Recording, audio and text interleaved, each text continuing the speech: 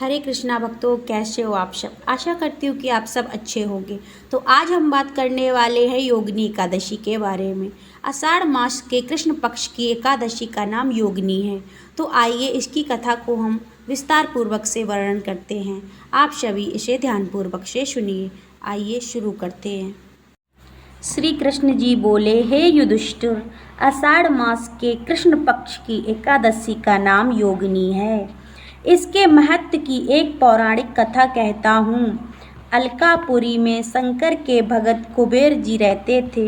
पूजा के लिए हेममाली पुष्प लाया करता था। उसकी स्त्री अति सुंदर थी। उसका नाम विशालाक्षी था। हेममाली एक दिन मानसरोवर से पुष्प तोड़कर घर आया। पत्नी की छवि देखकर कामातुर हो गया। पूजा के फूल भूल गए। कुबेर भंडारी रास्ता देख रह गए और माली के घर कोक शास्त्र की कीड़ाएं होने लगीं। यक्षपति कुबेर ने गुप्त यक्षों को भेजा।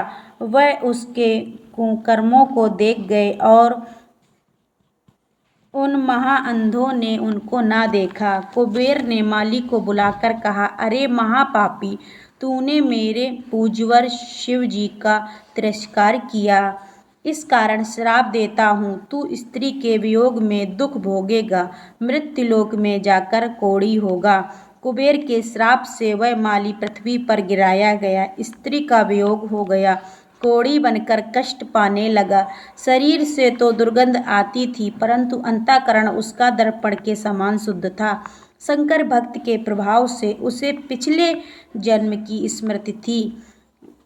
प्रायश्चित करने के लिए वह हरिद्वार में आया। गंगा जी का स्नान किया, परंतु मक्खियों ने पीछा ना छोड़ा। भिन्न भिन्न करती ही रहीं। अंत में पतित पावनी देवभूमि उत्तराखंड को चला। देवप्रयाग होता हुआ यमुनोत्री के तट पर पहुंचा, जहां चिरंजीवी महामुनि मार्कंडेय उनके दर्शन से मक्खियां अंतर्ध्यान हो गई। हेममाली उनके चरणों में गिर पड़ा। अपने अपराध की कथा सुनाकर मुक्ति का उपाय पूछा।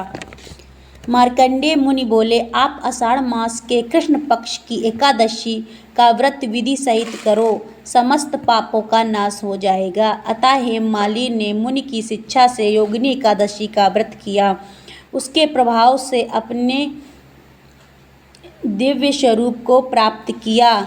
जो फल 88,000 प्राणियों को भोजन खिलाने से मिलता है, वह इस महत्व को श्रद्धापूर्वक करने से मिलता है। योगिनी एकादशी की कथा इस प्रकार थी।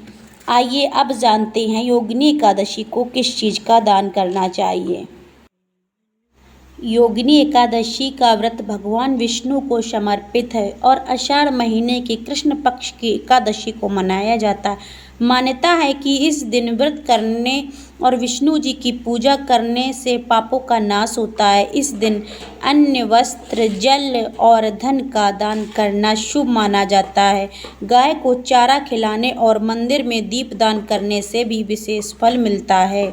तो आज की थी ये योगिनी एकादशी की कथा। मिलते हैं अन्य किसी वीडियो में, तब तक के लिए राधे राधे, जय श्री कृष्णा।